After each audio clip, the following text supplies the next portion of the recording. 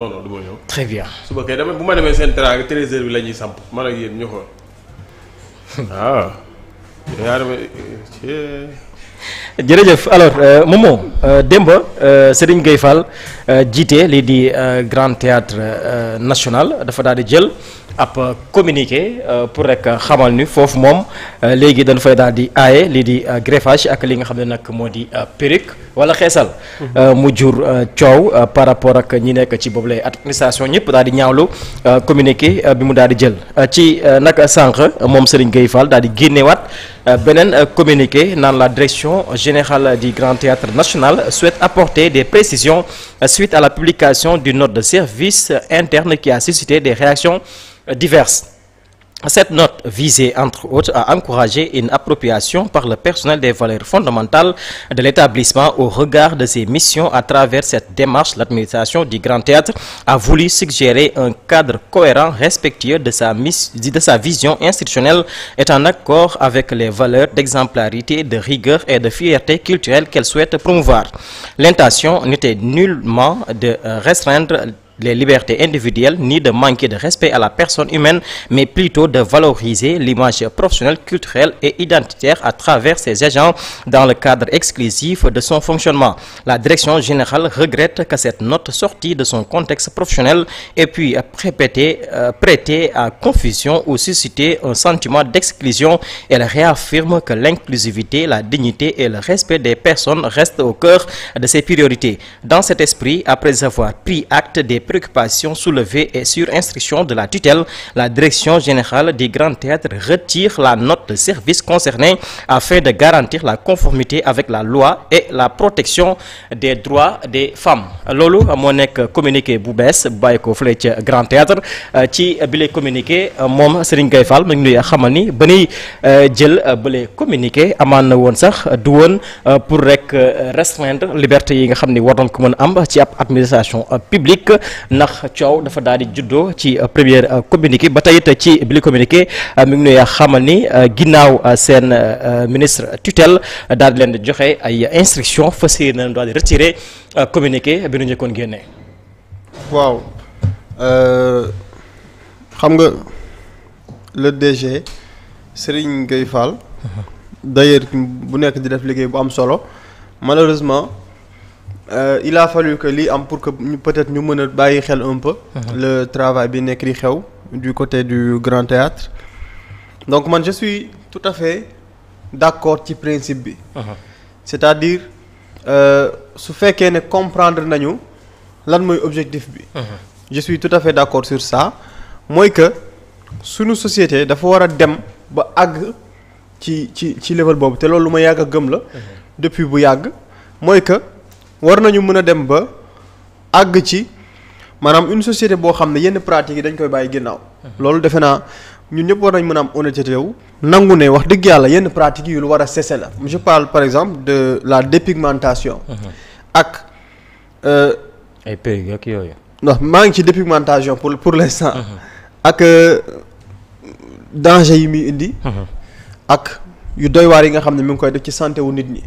c'est-à-dire léegi nag peuple dafa am évolution ba muy am léegi évolution boobu noonu. peuple bi dafa am rythme bu muy jël man pour man le seul tort du DG mooy dafa accélérer jëm ci loo xamante ne ñun peut-être société bi accepté gu ko te lu ñu war a accepté ji la maanaam bu ma nee accepté guñu ko mooy war nañ mën a dem ba comprendre que lii lu war a cesser la parce que loolu suñu koy wax.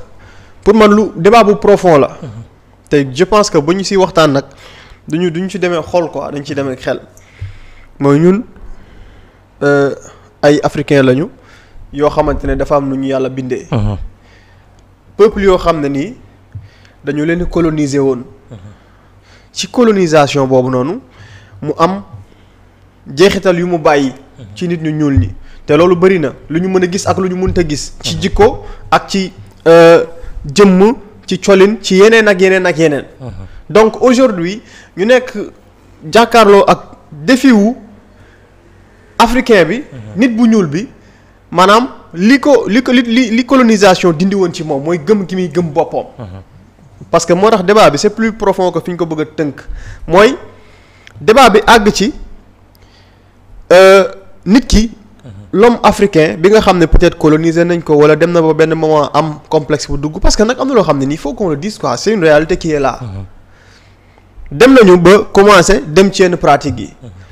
léegi xeesal bi gis nañ bala ngay xam ne xeesal baaxul ñun ñëpp am bon c'est-à-dire mënuñu di leen doye dal wala di leen manquer de respect. wala sax ni ko ñenn ñi jàngatee mënut a nekk parce que tey famille boo dugg di nga fa fekk ku xeesal. ci sama famille ak famille bu jàmbur ñoo ci am. donc du looy manquer de respect nit ñi mais dafa am réalité yoo xam ne nii. c'est une réalité qui est là et il faudrait que ñu accepter yenn yi ngir mën a aller de l'avant. société boobu noonu tey li fi jot a jaar yëpp moom it dem ba mel ni ñun suñu société dafa am benn complexe bu am. si la soo defee léegi lu rafet. suñ lay complimenté dañ naan la da ngaa tubaabe. gis nga noonu ñu gëmee ne lu tubaabe mooy lu rafet lu tubaabe lañ ko war a woowee. noonu la ay nit gëmee woon ne fii ak yaa ngi am der bu ñuul yow tu n'es pas à la mode. que sa der bi da nga ko war a xeesal. que da nga war a dem wuti ji karaw bu wute ak sa karaw c'est-à-dire du sax question religieuse pour man lii ce n'est même pas une question religieuse. dinaa ñëw loolu bu amee man dama jàpp ne moom dafa c'est-à-dire il dansait plus rapide que la musique. Exactement. C'est-à-dire loolu c'est en vue lu war a am la waaye soo ko anticiper day poser problème. te réew day toll foo xam ne li gën lu baax sax donte baax na nit ñi tollaguñu ci accepter ko boo leen ko bëggee imposer day metti. mënta nekk. c'est comme si bi ministre de l'industrie waxee ni dañu war a interdire njaayum fëgg jaay te pourtant amul lu gën loolu ci askanu Sénégal. askanu Sénégal amul lu gën loolu yéen. ci seen économie wu réew. mais malheureusement soo ko waxee réew mi moo pareegul pour dégg loolu. donc réew mi pareegul pour dégg loolu ça veut pas dire que loolu nga wax waroon du lu war a am de. waaye réew dafa am évolution buy am ndànk-ndànk. am na yoo xam ne mi ngi nekkoon à la mode en 2000 nekkatul à la mode en 2024. wala 2025. am na lu xewoon 80 yi. xewul ci jamono ji te dama gëm ne il faut qu'il y ait cette évolution là. bon nit nag mi ngay def dara. man mën naay def dara mën naay par exemple tux cigarette. waaye li may tux je dois avoir l'honnêteté de reconnaître que man tux bi may tux baaxul. que li may def nii ñàkk koo def moo gën def ko. c'est la même chose avec la personne qui se dépigmente. am nga droit ne damay xeesal waaye nag wax dëgg yàlla du yàq dara nga nangu ne ñàkk xeesal moo gën xeesal. du dëgg. ñàkk xeesal moo gën xeesal. donc c'est quelque chose qu'il faut accepter léegi nag dem na ci loo xamante ne pour man dafa anticiper de trop ci loolu def na ko ay kilifaam woo nañ ko waxtaan nañoo ak moom am na waxtaan woo am ci suuf. ci contexte bi pour éviter ay incompréhension bi ci am ak xeetu manipulation bi ci am. teggiwaat na tànkam par rapport ak loolu mais boo fàttali ko lu yàggul dara CNRA dañoo jug ni lépp luy publicité produit dépigmentation dañ ko tere. et man dama gëm ne c'est-à-dire au-delà de l'IDG bi di wax même dans l'administration sénégalaise war nañ àgg ci foofu waaye du léegi du jamono ji. mais avant nu fay àgg est-ce que duñu jël benn loi boo xam ne dafay interdire la dépigmentation. fii dans certains pays am na fa mais da ngay gis ne amul benn loi buy aaye li nga xam ne nag moo xeesal. waaw d'accord loolu d'accord naa si léegi ce qu'il faut faire man damaa génn interdiction foofu la am sama divergence entre moom ni mu defee mooy man dama gëm ne c'est-à-dire réew dafa am vision ba muy am. vision bi muy am au lieu ngay ñëw di weñ loxo nit naa ko doo fi defee nangam. dafa am une autre manière de faire mooy su ma amee si laa lu ma lay tere. par exemple tout le temps ñu ngi nekk si ay caaxaan ñu ngi nekk ci yenn yoo xamante ne du lu rafet. pour man li gën pour génnee nit ñi si loolu c'est pas di leen téye ne leen doo ngeen ko fi defee. waaye da ngay fexe promouvoir li wute ak loolu. c'est-à-dire ci biir réew am na looy def li nga loo xamante ne dina am efficacité. dina régler problème te du jar. xëccoo di si am wala que nit ñi parce que ñiy jug naan way dañuy xañ wala dañuy non c'est-à-dire kii dafa gëmoon ne le fait que mu indi loolu par rapport ak une institution bu mu jiite dina permettre à ce que ñoom maanaam li mu jiite ña fa nekk di fa liggéey ñu méngoo ak bërëbu liggéeykaay ba par rapport ak identité ba nga xam ne moom la ñu war a wane léegi nag si approche bi mën nañ ci bañ a déggoo. mais ce qui est sûr mooy il faut quand même accepter. que wax dëgg yàlla je pense de xam naa nit ku xellu dëgg. soo dee waajur bu jigéen bu doon laal dépigmentation bu fekkee xellu nga bëggoo sa doom def ko. donc loolu ça montre que ak évolution loolu waratul am.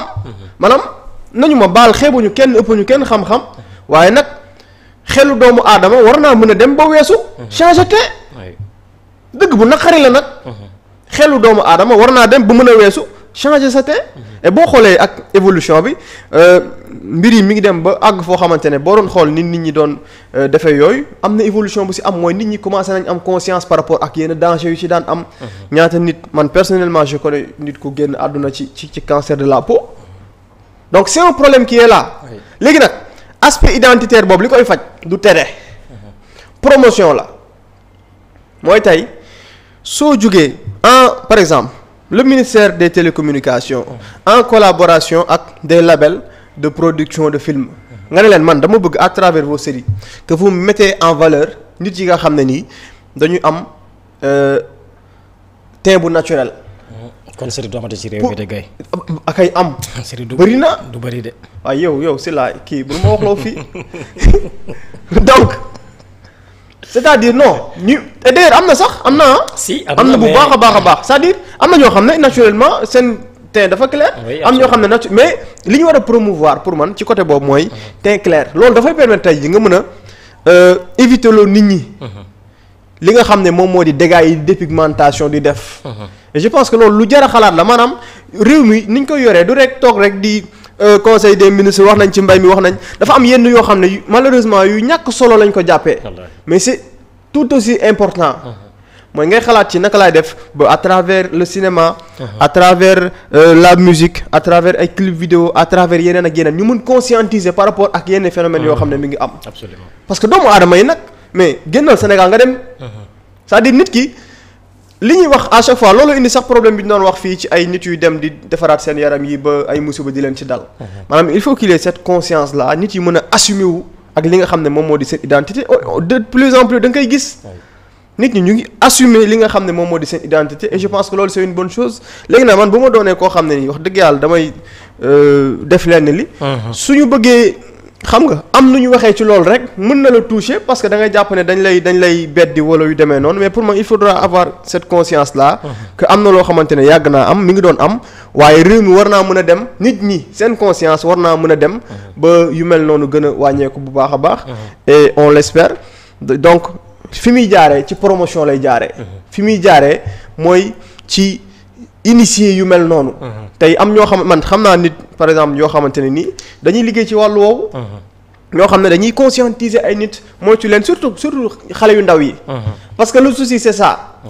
mooy xale bu ndaw bi nga xamante ne peut-être tentation boobu mën na nekk ci xelam. c'est-à-dire ñu teel a dugg ci xelam formatel ko ne ko lii c'est du loo war a def c'est-à-dire yow mi juddu je sais pas en 2000 en 2005 en 2000 yow bokkoo ci génération bi war a nekk ci yenn pratique yooyu yow tu es jeune africaine nga mu xam ko mu comprendre ko lan moo tax noir américaine bi moom xalaateewul noonu pour que ne dafa war a changer peau.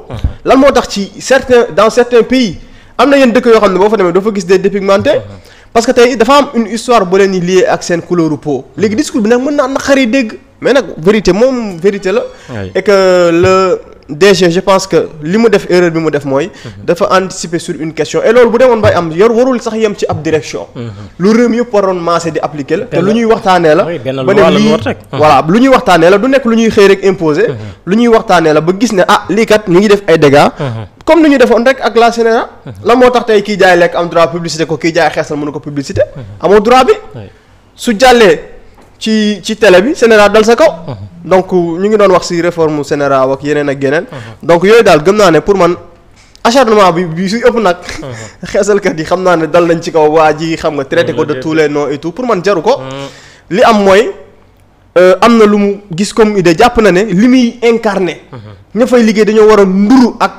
institution boobu par rapport ak valeurs yi nga xam ne ñoom seen mission loolu la ñu war a promouvoir xalaat na loolu posé na acte bi nit ñi ils l'ont mal compris nit ñi jàpp nañ ne bon loolu day nduru que voilà da ngay xañ ñiy liggéey foofee ñu def li ñu bëgg a def wala xañ leen seen ay liberté delluwaat na ci ginnaaw et je pense que loolu moom moo ci nekkoon le plus important. très bien Vito yow it gis nga communiqué bi bàyyi ko fële ca Grand Théâtre nag démb mu jur coow kenn ku nekk ak gis-gis bu mu ci am ñenn ñi jàpp ni moom le directeur Serigne Gueye Fall dafay restreindre